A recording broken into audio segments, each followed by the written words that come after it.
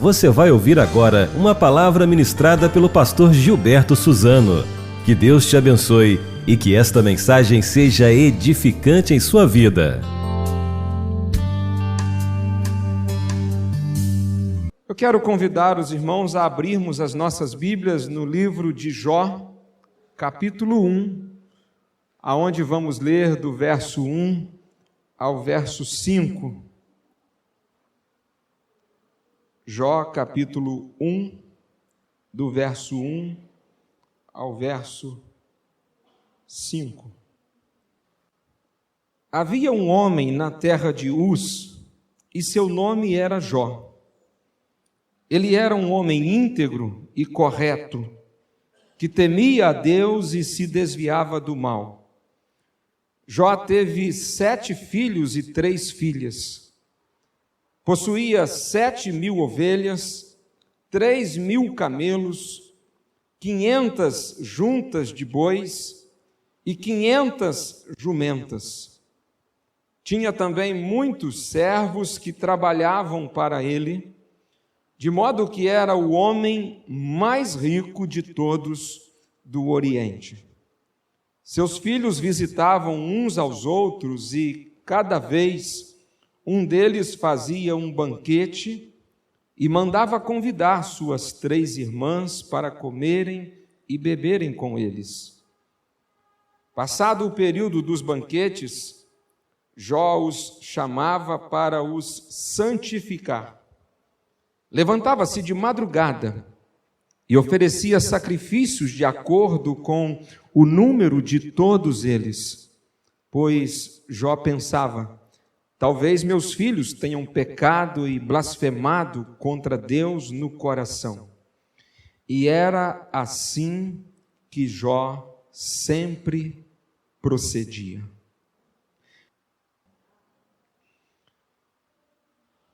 Eu quero meditar com os irmãos sobre o tema a importância da oração na vida da família. A história de Jó é uma história bastante conhecida, até mesmo entre pessoas pouco religiosas ou pessoas que nem mesmo fazem parte de alguma igreja. A história de Jó, ela é bastante popular. Eu penso que a história deste homem tem muito a nos ensinar. Esse homem viveu há muito tempo atrás em um lugar dito na Bíblia como terra de Uz. Provavelmente Uz não foi o nome de um lugar, mas tenha sido referência a uma pessoa com esse nome, Uz. Em Gênesis capítulo 22, versos 20 e 21, a Bíblia nos fala de um homem chamado Uz. Ele era sobrinho de Abraão, filho de Naor, irmão de Abraão. E esse Uz, inclusive, tinha um irmão, e o nome do irmão de Uz era Buz. Isso mesmo. Talvez eles fossem até gêmeos, não sei. Então, o contexto familiar e religioso dessa história de Jó nos leva a entender e crer que Jó viveu na época de Abraão. Terra de Uz, terra do sobrinho de Abraão. É esta a interpretação, o entendimento mais comum a respeito desse homem por nome Jó. Apesar da sua história estar narrada no livro de Jó, que fica dentro do cânon bíblico antes de Salmos, mas a história de Jó, ela provavelmente ocorreu nos dias de Abraão, nos dias dos patriarcas. E pela descrição, nós não podemos situar exatamente essa terra aonde Jó viveu, a terra de Uz. Mas possivelmente esse lugar ficava no Oriente, hoje a noroeste da Arábia Saudita. Então, um lugar bastante distante daqui. No versículo 5, nós lemos que Jó era alguém que tinha uma prática muito importante. O que o verso 5 nos fala a respeito desse homem por nome Jó? A Bíblia nos diz que Jó era alguém que se levantava de madrugada para orar pela sua família. E ele não apenas orava pela sua família, mas ele orava com a sua família. E o verso 5 termina dizendo que era assim que Jó sempre procedia. Irmãos, é interessante pensar a respeito desse homem por nome Jó, porque isso vai contra um pouco daquilo que nós muitas das vezes entendemos ou achamos ser uma pessoa de oração. Eu não sei por que cargas d'água, mas parece que na nossa cultura o nosso entendimento é que oração é papel das mulheres.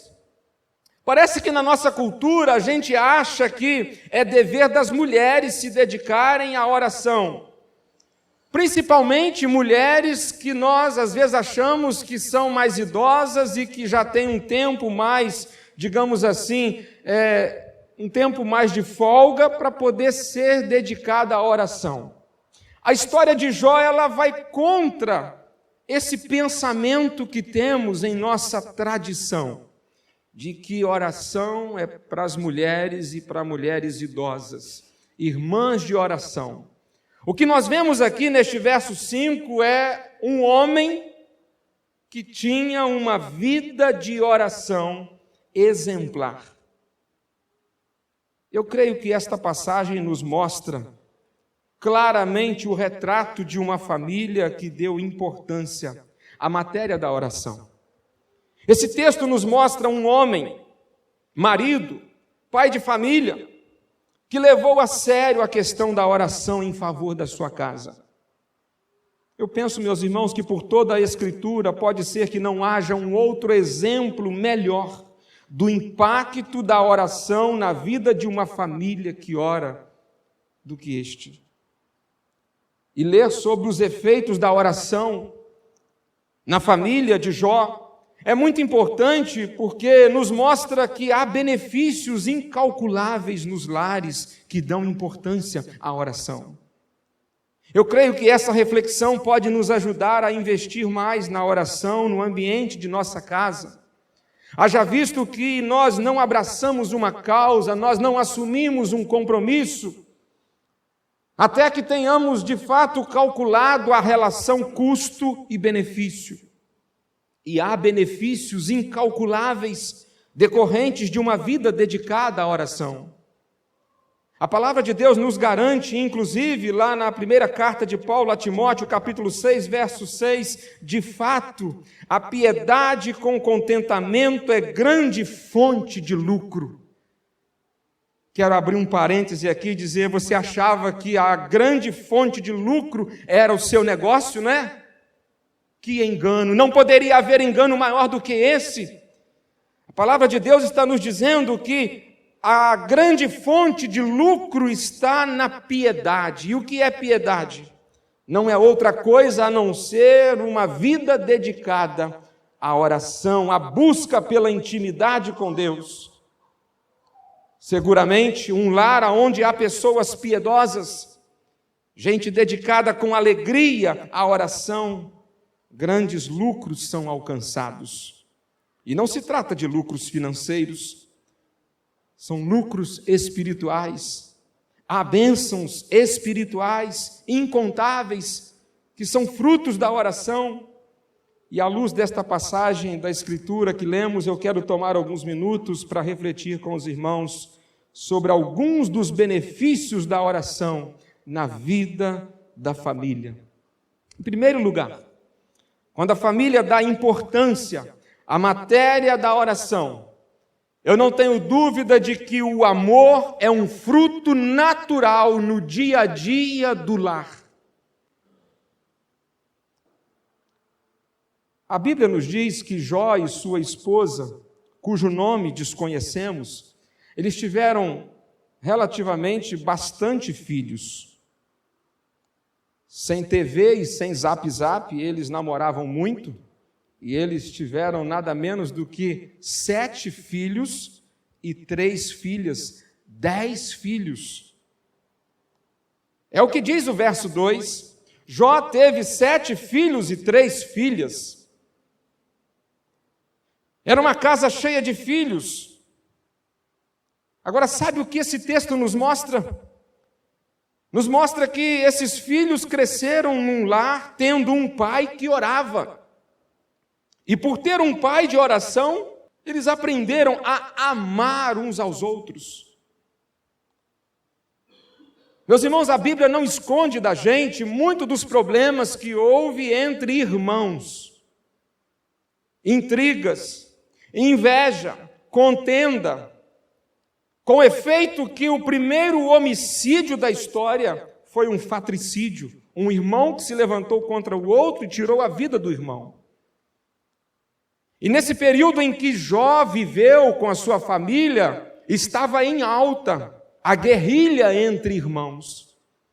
Se considerarmos que paralelamente a isso aqui nós temos então a história de Abraão e até mesmo a história de Isaac com os seus 2 filhos, Jacó e Esaú, você que conhece um pouquinho da Bíblia vai se lembrar que Abraão teve 2 filhos, por exemplo, Isaac e Ismael, e esses 2 irmãos, eles tiveram grandes conflitos, conflitos esses que ainda perduram até os dias de hoje, com a guerra do Oriente Médio.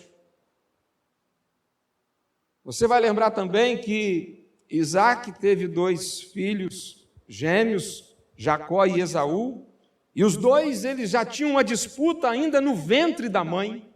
Na hora de nascer, um queria nascer primeiro que o outro. Mas na família de Jó, nós não vemos nenhum indício desse tipo de rivalidade ou disputa. Esses filhos cresceram num lar onde aprenderam a amar uns aos outros. A casa desse homem chamado Jó era uma bênção. Uma família que vivia em comunhão. Conta-nos o versículo 4, que os seus filhos visitavam uns aos outros, e cada vez um deles fazia um banquete e mandava convidar as suas 3 irmãs para comerem e beberem com eles. Esses irmãos se reuniam para um churrasco frequentemente, para uma confraternização, talvez para comemorar os seus aniversários, ou simplesmente para, quem sabe, curtirem alguns momentos juntos. Os filhos de Jó eram amigos uns dos outros, e depois de adultos, eles iam um na casa do outro e continuaram a ter uma boa convivência. Isso só foi possível porque Jó era um homem de oração. Isso só é possível quando os pais instilam esses princípios no coração dos filhos. Jó, sendo um homem de oração, por certo ele orou pela comunhão entre os seus filhos.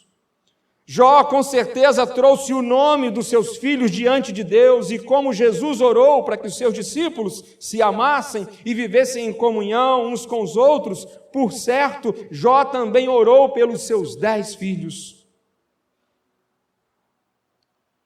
A vida de oração de Jó lhe rendeu sabedoria para criar seus filhos. Sabedoria que nos dias de hoje tem faltado a muitos pais. Tem muito pai errando nos dias de hoje. Pai e mãe, gente que tem criado seus filhos de uma maneira muito ruim e tem produzido para esse mundo pessoas com caráter deturpado, pessoas capazes de, como vimos recentemente, entrar num ônibus e dizer que vai colocar fogo naquele ônibus com todos os passageiros juntos. Falta sabedoria para muitos pais. Tem muitos pais hoje fazendo errado, achando que estão fazendo certo. Jó conseguiu ter sabedoria porque foi um homem de oração. Por certo, ele pedia a Deus insistentemente: ó Deus, me dê sabedoria para criar os meus filhos. Jó investiu na unidade da família. Certamente Jó não vivia comparando um filho com o outro, despertando nele ciúmes e inveja. Os filhos de Jó eram pessoas que aprenderam a celebrar a vida com alegria, em comunhão uns com os outros. Jó cultivou a amizade entre os seus filhos e os filhos de Jó foram uma bênção. É interessante notar, meus irmãos, o cuidado dos 7 filhos de Jó com as suas 3 irmãs. Diz o texto que os filhos de Jó visitavam uns aos outros e cada vez um deles fazia um banquete, mas eles não deixavam as 3 irmãs de fora, mandava chamá-las para participar da festa. E elas vinham como convidadas. Esses rapazes eram cavalheiros. Eles eram carinhosos com as 3 irmãs. Provavelmente que esses rapazes tenham se casado. E por terem se tornado homens verdadeiros, homens que reconheceram o valor das irmãs, provavelmente que eles tenham contraído um bom casamento e tenham tratado muito bem suas esposas. O texto não diz nada se eles casaram, mas se eles se casaram, eu não tenho dúvida de que os filhos de Jó foram os melhores esposos de sua época. Tudo resultado de um pai que levantava de madrugada para orar pelos seus filhos. Por certo, eles eram homens românticos, carinhosos, excelentes maridos. Tudo fruto de quê? De oração. O amor era um fruto natural no dia a dia do lar de Jó. Meus irmãos, assim deve ser a nossa família. Na nossa família, o amor deve ser um fruto natural no dia a dia do nosso lar.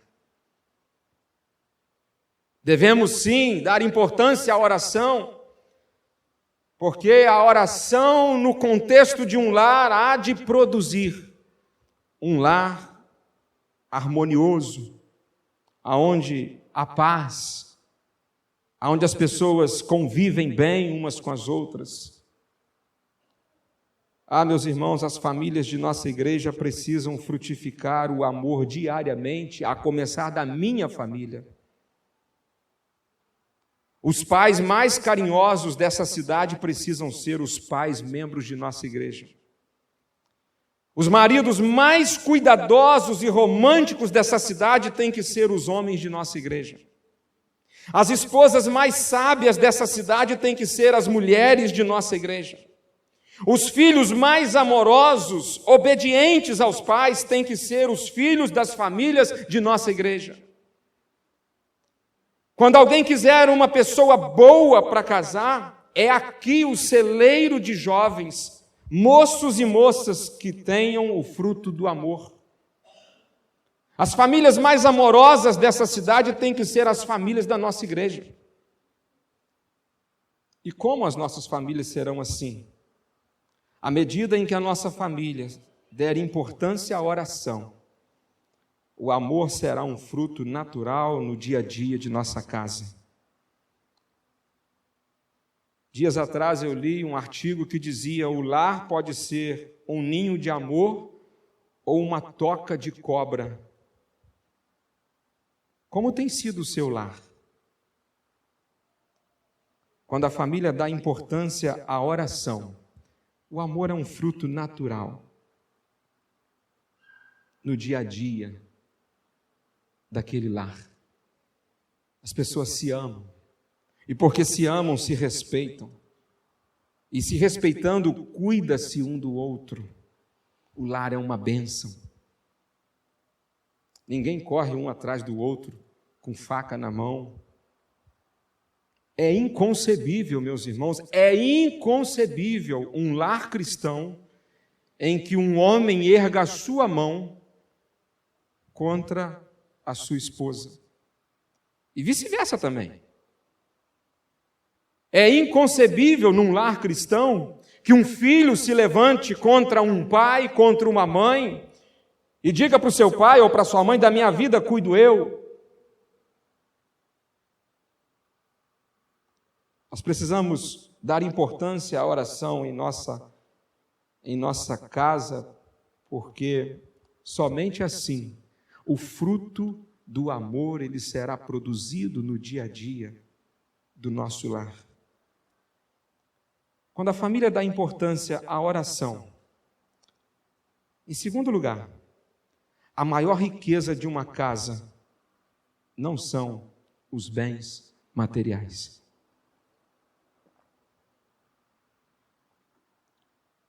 Eu queria muito a sua atenção nesse momento. O versículo 3 nos conta algo a respeito de Jó, algo muito interessante. Eu não vou dizer algo muito importante, porque o mais importante está no versículo 5, que diz que Jó levantava de madrugada e clamava a Deus pela sua família e junto com a sua família. Isso é o mais importante. Mas há algo interessante no versículo 3, quando nos relata que Jó era um homem muito rico. Ele possuía 7.000 ovelhas, 3.000 camelos, 500 juntas de bois e 500 jumentas. Tinha também muitos servos que trabalhavam para ele, de modo que era o homem mais rico de todos do Oriente. Jó era materialmente muito próspero.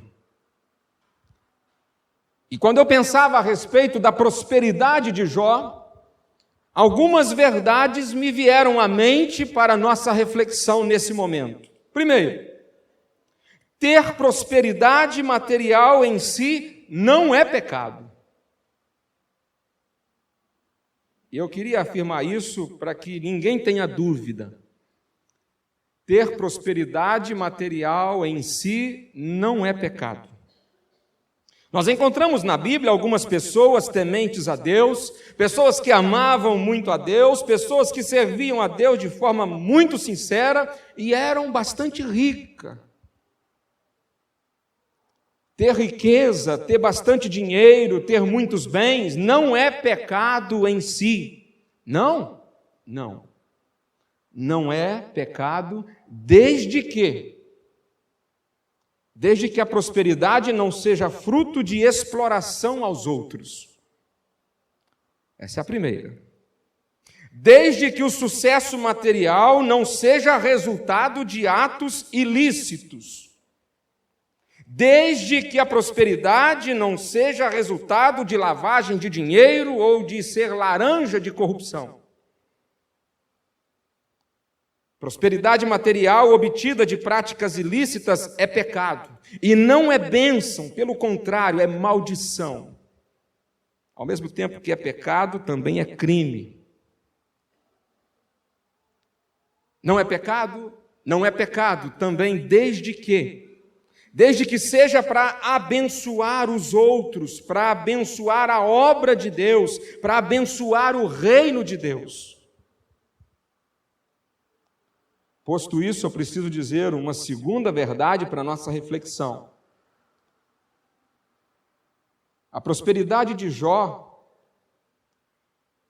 nos ensina que ser rico não é uma regra, é uma exceção. A Bíblia nos conta a história de muitos homens de Deus, pessoas tementes a Deus, piedosas, crentes, servos de Deus, mas pessoas que nunca tiveram prosperidade material. Inclusive, há registro de vários que tanto tiveram, mas que dividiram o que tinham com os outros. O caso de Zaqueu, por exemplo, deu aos pobres metade daquilo que tinha, e naquilo que ele tinha antes adquirido ilicitamente, ele devolveu 4 vezes mais. Então Zaqueu, com certeza, deu tudo que tinha para os outros. E a gente vai lá em Atos capítulo 4, a gente encontra um cristão que tinha bastante posses, por nome Barnabé, E aquele homem vendeu tudo que tinha e trouxe e distribuiu com quem nada tinha. Se Deus te der prosperidade material, nunca se esqueça de que tudo isso é para você abençoar, é para você repartir, é para compartilhar. Ter mais é um privilégio, mas é também uma responsabilidade, pois ter mais significa que também deve doar mais, deve dizimar mais, deve contribuir mais. Porque no reino de Deus é assim que funciona, cada um contribui conforme ganha. E a fidelidade, ela não está na quantidade, ela está exatamente na nossa disponibilidade para abrir o nosso coração e abençoar.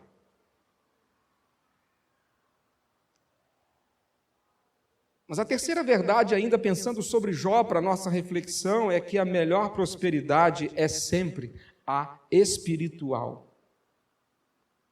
Jesus chamou de louco quem acha que a melhor prosperidade é a material.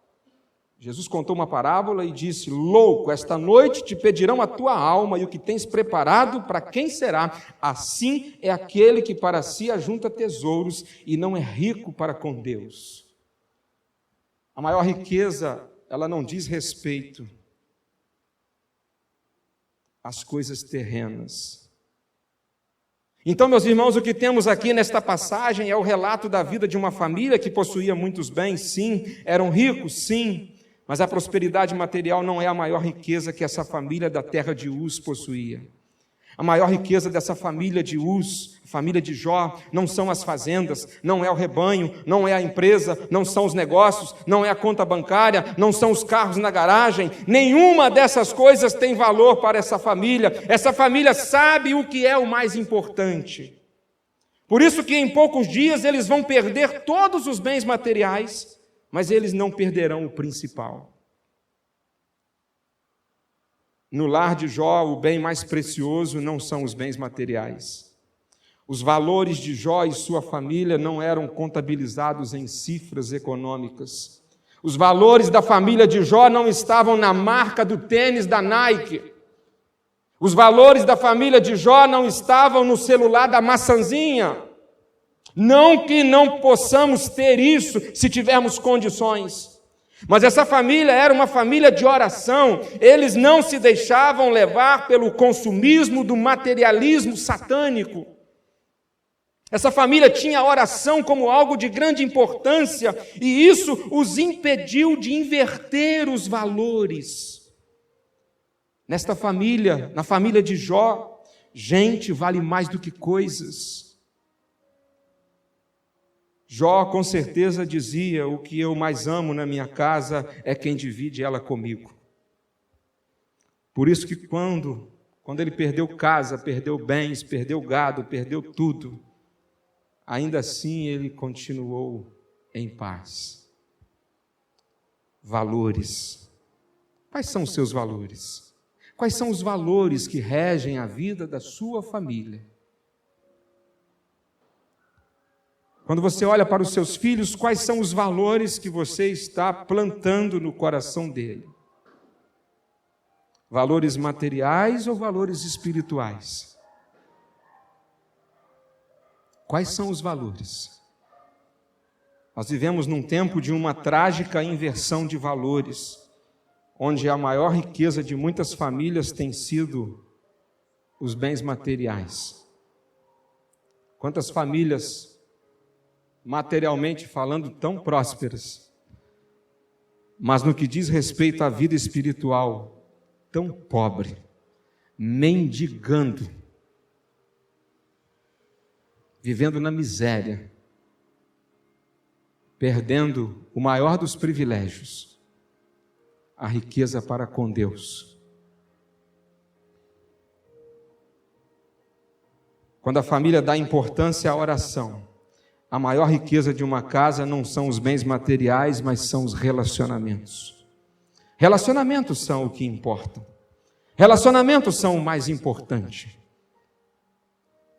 No livro Uma Vida com Propósito, Rick Warren, ele nos lembra que no dia do juízo final, Deus não vai estar nem aí para que tipo de carro a gente teve, ou se a gente andou de carro ou se andou a pé.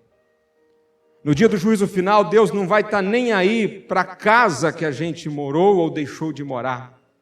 Deus não vai estar nem aí para a conta bancária que a gente teve ou deixou de ter. Deus não vai estar nem aí se você usou um tênis de R$500 ou usou um tênis na promoção de R$ 49,90.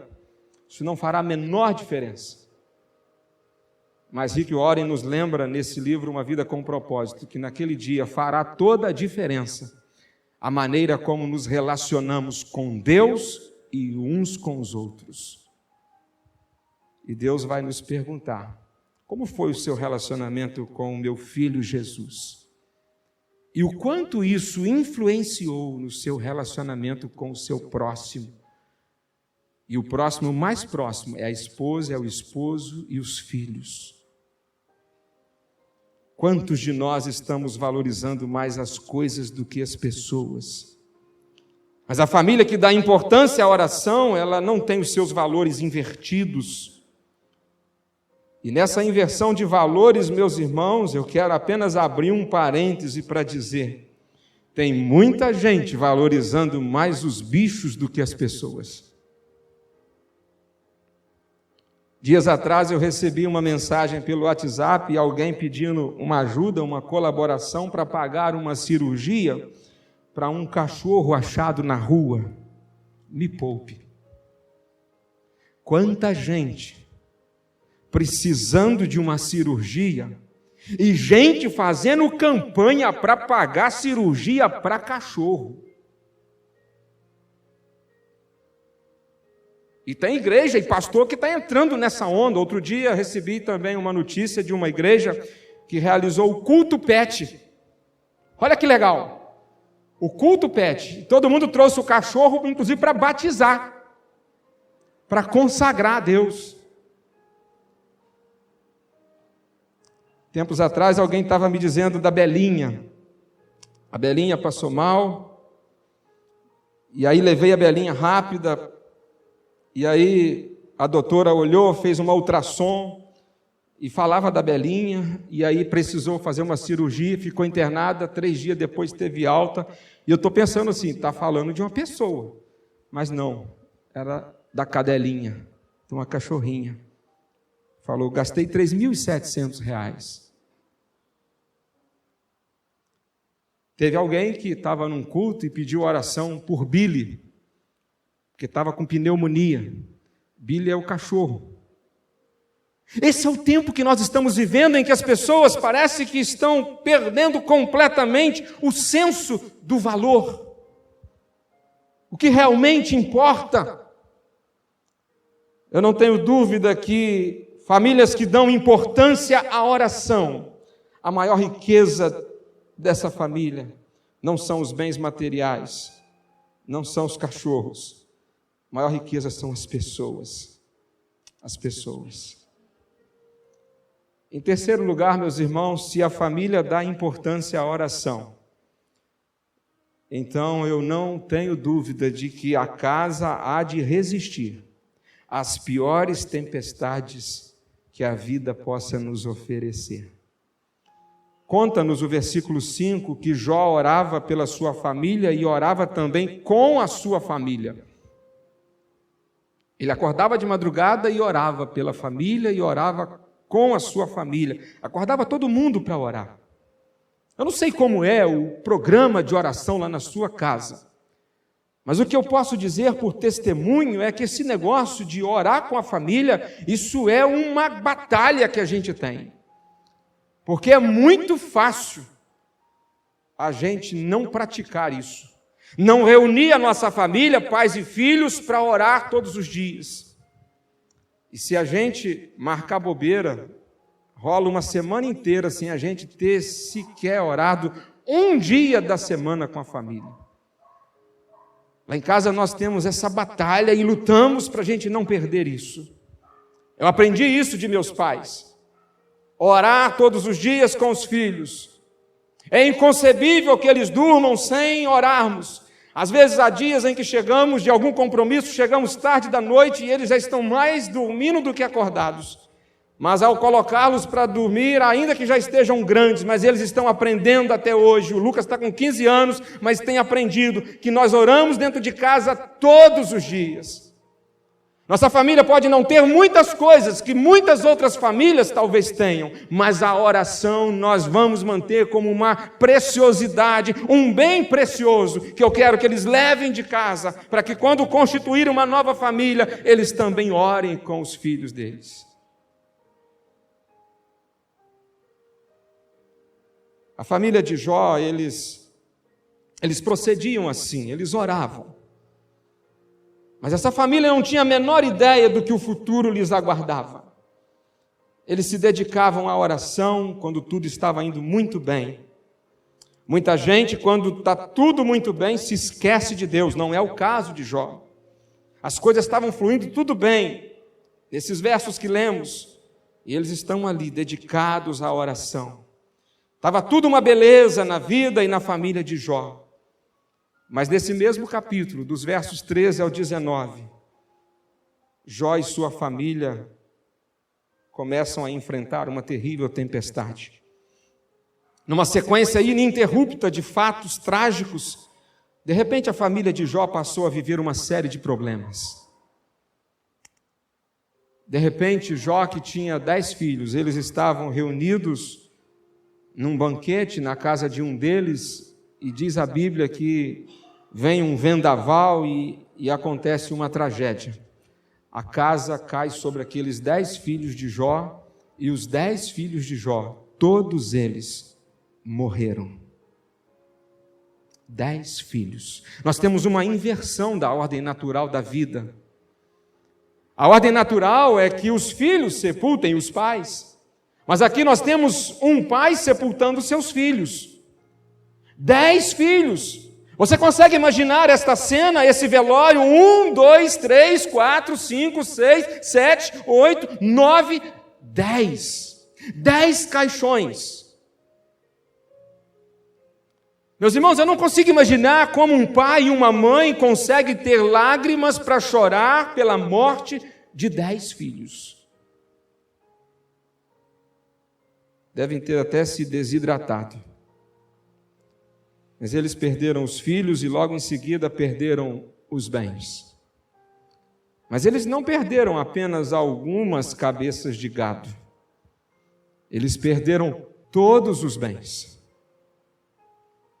Vieram alguns assaltantes, saquearam o seu rebanho e levou tudo. Ele decretou falência. Sendo o homem mais rico do Oriente, ficou pobre, sem crédito, sua empresa faliu. A família de Jó perdeu 10 filhos e todos os bens num só dia. Aí a enfermidade também chegou na vida da família. A Bíblia nos conta no capítulo 2 que Jó contraiu uma doença, naquele tempo incurável, a lepra. A lepra começou a tomar conta de todo o corpo de Jó. Chagas, feridas, infecções. Jó tinha febre fortíssimas, quase convulsões, pela infecção que quase generalizou. Jó fedia. Quando ia tirar alguma roupa, ao tirar uma camisa, saía pedaços da sua pele. A Bíblia diz que Jó pegava um caco de telha para se coçar e tirar aquelas cascas da lepra podre da sua pele.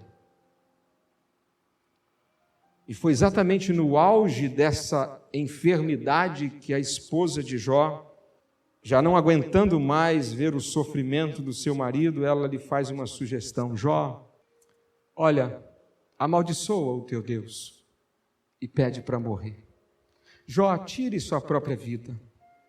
Faça isso e você fará um bem a você e até mesmo a mim, que não aguento mais ver o seu sofrimento. Aqui há uma crise conjugal instalada. O relacionamento conjugal havia se deteriorado junto com a pele de Jó. Abraço, beijo, já não era mais possível. Acabou tudo. Morreu as esperanças. E Jó enfrentou o drama da crise conjugal, quando o outro já não quer nem mesmo mais estar perto. Meus irmãos, quando deparamos com essa passagem bíblica, logo vem o nosso questionamento: por que Deus permitiu que o inimigo matasse todos os filhos de Jó? Afinal, Jó orava todos os dias por eles e ainda fazia sacrifícios a Deus pela vida deles. Por que exatamente quando este homem orava tanto, o pior aconteceu? Como assim? No capítulo 3 de Jó chega a dizer o seguinte: por que aquilo que temia me sobreveio e o que receava me aconteceu? Ah, meus irmãos, nenhum de nós tem o direito de querer saber por que Deus permitiu. Ele é soberano. Tudo que sabemos e podemos ter absoluta certeza é que foi o fato de Jó ter uma vida de oração sincera e sem interesses que lhe capacitou a enfrentar, a suportar e sobreviver a todas aquelas terríveis tempestades. Jó não orava a Deus por interesses. Jó não buscava a Deus com segundas intenções. Jó orava a Deus porque ele amava a Deus, e ele amava a Deus por quem Deus é, não por aquilo que Deus lhe permitia possuir. Essa era a base da vida de oração de Jó. Meus irmãos, provavelmente que Jó nunca tenha pedido nada a Deus a nível de prosperidade material. Provavelmente que Jó, quem sabe, nunca tenha pedido a nada a Deus de riqueza, de bens. Jó dedicava todo o tempo investido em oração para buscar pela presença de Deus. Jó não perdia tempo pedindo a Deus por riquezas, por bens. Jó se dedicava para pedir a Deus aquilo que era a sua preocupação: santidade. Lembra do que o texto diz? Jó ficava preocupado: será que os meus filhos, como é que está a vida espiritual deles? Será que os meus filhos realmente estão salvos? Será que os meus filhos não estão fazendo coisas erradas? Eu preciso saber como está a vida espiritual dos meus filhos, porque eu não posso perder os meus filhos para o inferno, e por isso eu quero orar pela vida deles todos os dias. Vou levantar de madrugada e vou incessantemente, incansavelmente pedir pela vida deles. Eu não vou perder tempo pedindo a Deus que amanhã ou depois eles não botem fora aquilo que eu estou conquistando, mas eu vou pedir a Deus que mantenha eles como jovens santos, pessoas separadas deste mundo, pessoas que tenham intimidade com Deus. Esse foi o pedido de Jó. Jó nunca pediu pela carreira dos filhos. Jó não pedia, não importa o que ele seja, a profissão que tenham, se vão ganhar muito ou pouco, isso não fará diferença. Mas eu levanto de madrugada, dizia Jó, para orar pela vida espiritual dos meus filhos, porque é isso que é o mais importante. Sejamos bem sinceros. Será que esse tem sido o tom da nossa preocupação com os nossos filhos? Será que esse tem sido o conteúdo das nossas orações pelos nossos filhos? Será?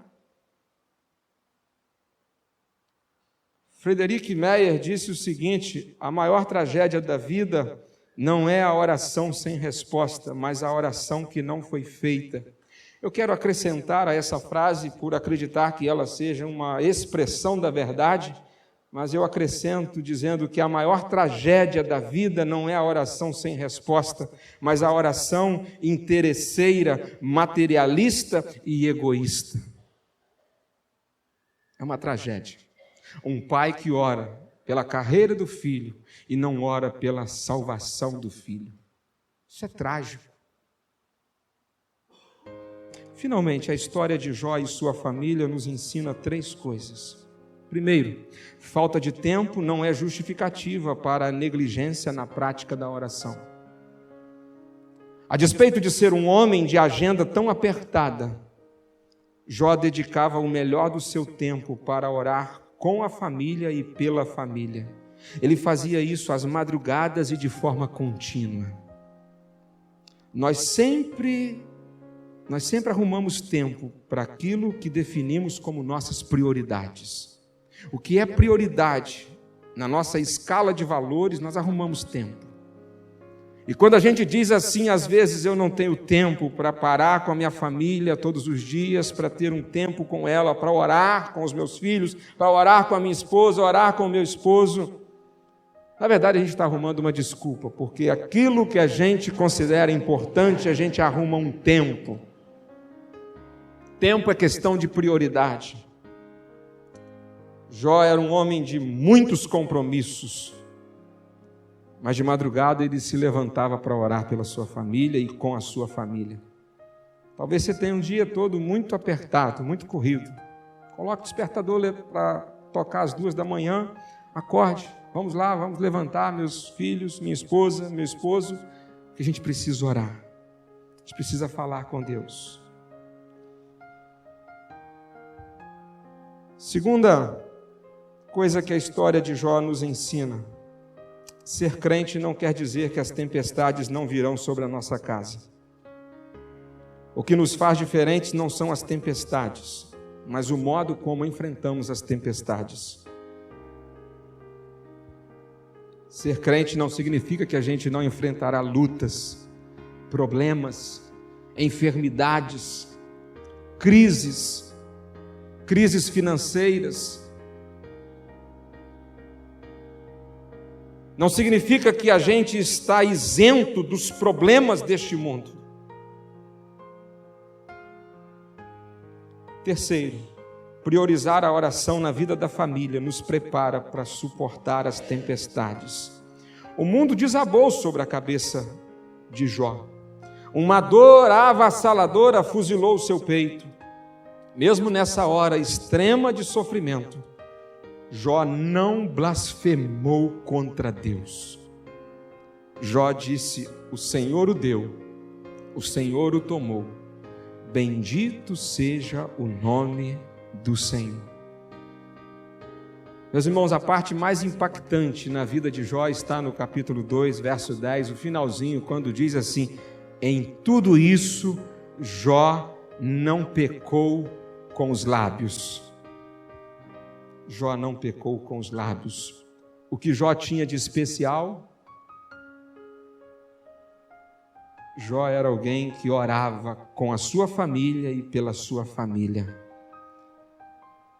de joelhos, clamando a Deus todos os dias, levantando de madrugada para orar com a sua família, orar pela sua família. Eu quero concluir dizendo que pode faltar qualquer coisa em nossa casa.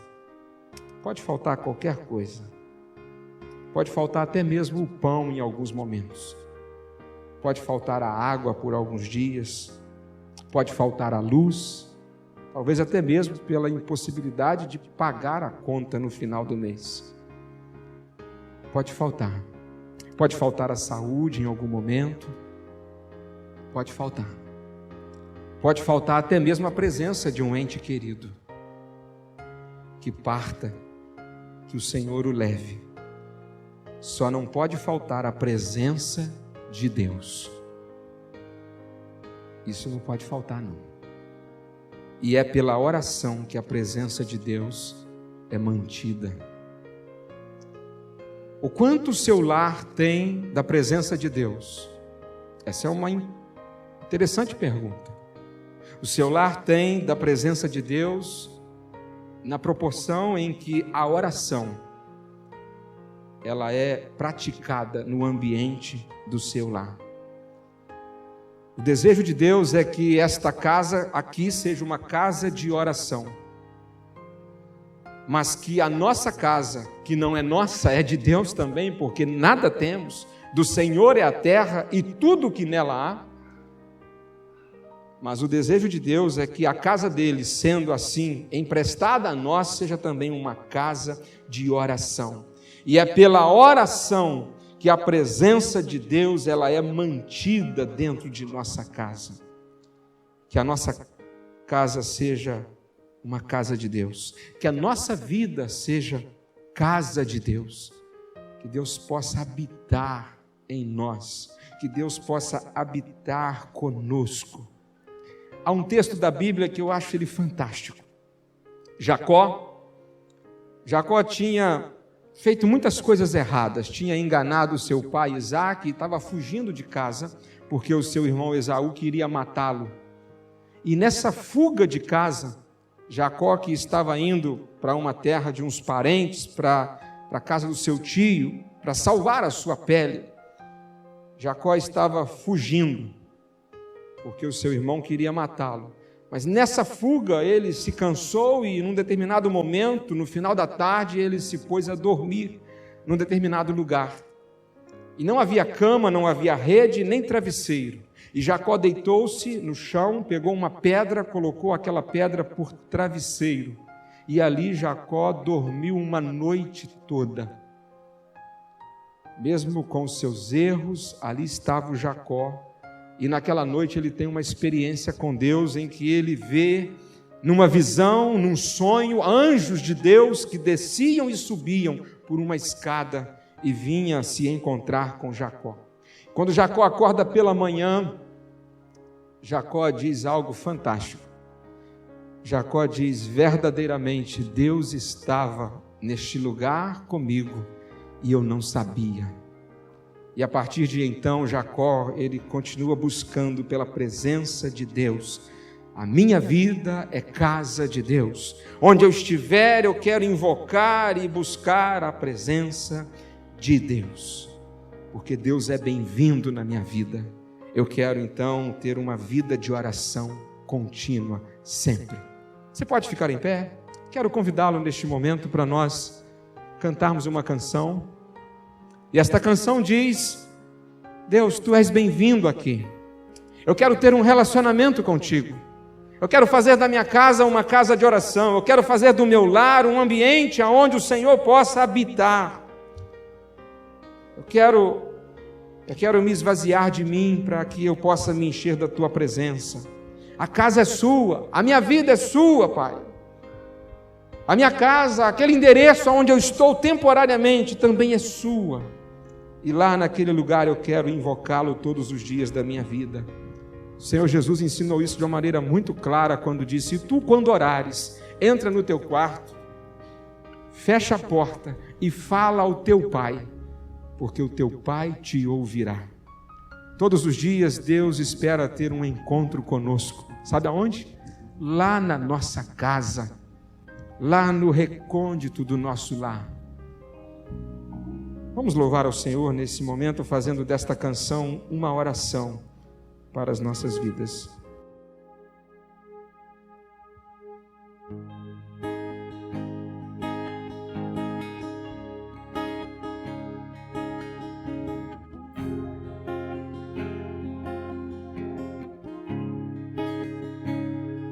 Você é bem-vindo aqui. A casa é sua, pode entrar. Me esvazio de mim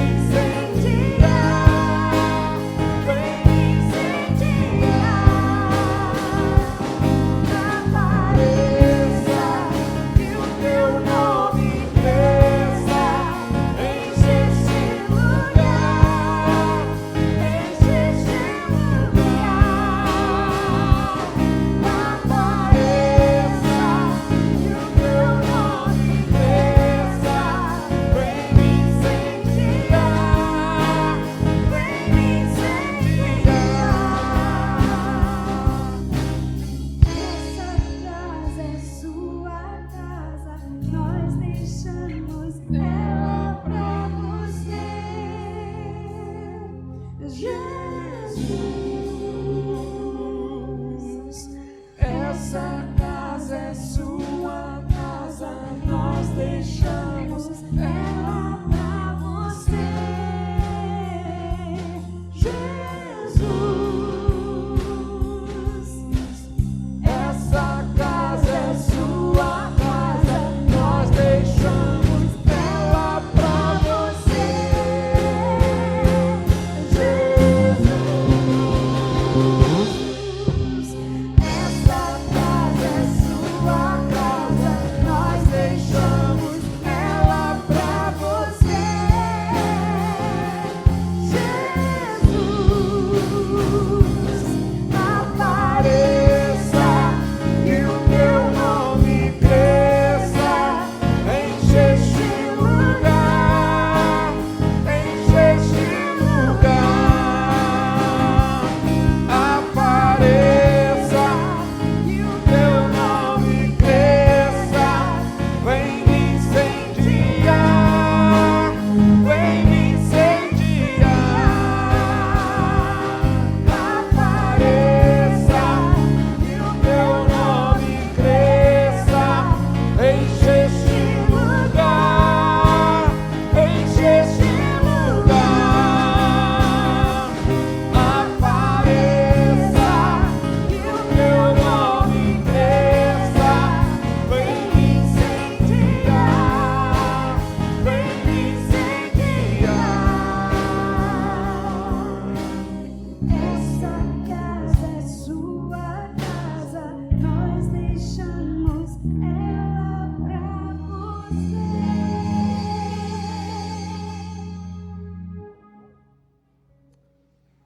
Eu quero descer para estar aqui embaixo, quero chamar a minha família para estar junto comigo, ao meu lado. Se você quiser, junto com a sua família, deixar o seu lugar e vir aqui à frente, ao altar do Senhor, quem sabe para nesta noite dizer para o Senhor assim: eu quero, junto com a minha família, assumir um compromisso de orar todos os dias. Quero orar pelo meu casamento, orar pelos nossos filhos, pedir ao Senhor que a presença dEle nunca falte, que haja abundante presença do Senhor, que o nosso lar seja verdadeiramente um lugar onde Jesus tenha prazer em ficar,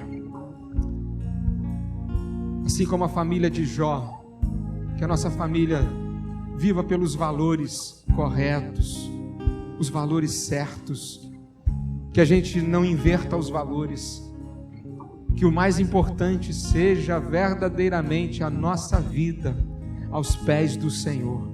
Quanto nós precisamos, meus irmãos, colocar a nossa família no altar do Senhor todos os dias. É a nossa batalha de todos os dias. Muitas das vezes a gente começa um dia, 2, 3, e daí a pouco a gente se perde e a gente não encontra mais um espaço, um tempo. Mas a gente precisa voltar sempre a este ponto. Eu preciso de orar com a minha família, eu preciso orar pela minha família. Ah, Senhor, aqui estou diante do Senhor nesta noite, para dizer ao Senhor que eu dependo, junto com a minha família, da Tua presença. Quero dizer, Senhor, que o Senhor é o nosso bem mais precioso. Ó Deus, lá em casa pode faltar qualquer coisa, mas nunca poderá faltar a presença do Senhor. Eu quero te agradecer, Senhor, porque o Senhor tem a cada dia nos sustentado. E quero colocar diante do Senhor cada família que está aqui no teu altar nesta noite. Que nunca falte também, Pai, a presença do Senhor em cada lar aqui representado. Ó Deus, que nesta noite haja aqui uma aliança com o Senhor, um compromisso contigo, de estarmos fazendo da nossa casa uma casa de oração, um lugar aonde vamos orar todos os dias. Talvez haja aqui casal que nunca orou junto, a esposa junto com o esposo, mas nesta noite a tua palavra impactou, ó Deus, de alguma maneira, e vai ter o início de um novo tempo para o casal estar orando junto. Ó Deus, quando a família leva a sério a oração, assim como a família de Jó, o amor ele frutifica no dia a dia, as pessoas são carinhosas umas com as outras, as pessoas declaram o seu amor umas com as outras dentro de casa, as pessoas demonstram esse amor e provam que amam, provam por meio da fidelidade, por meio do serviço, por meio do cuidado. Ah, Senhor, nós te clamamos que os nossos lares sejam revestidos do teu poder, para que o fruto do amor possa a cada dia, ó Pai, ser uma bênção em cada família que congrega aqui nesta igreja. Ó Deus, quando a família leva a sério também a oração, não temos dúvida de que os valores não são invertidos, nós não somos levados pelo materialismo. A maior riqueza não é a material, não é a prosperidade financeira, a maior riqueza é a nossa vida espiritual.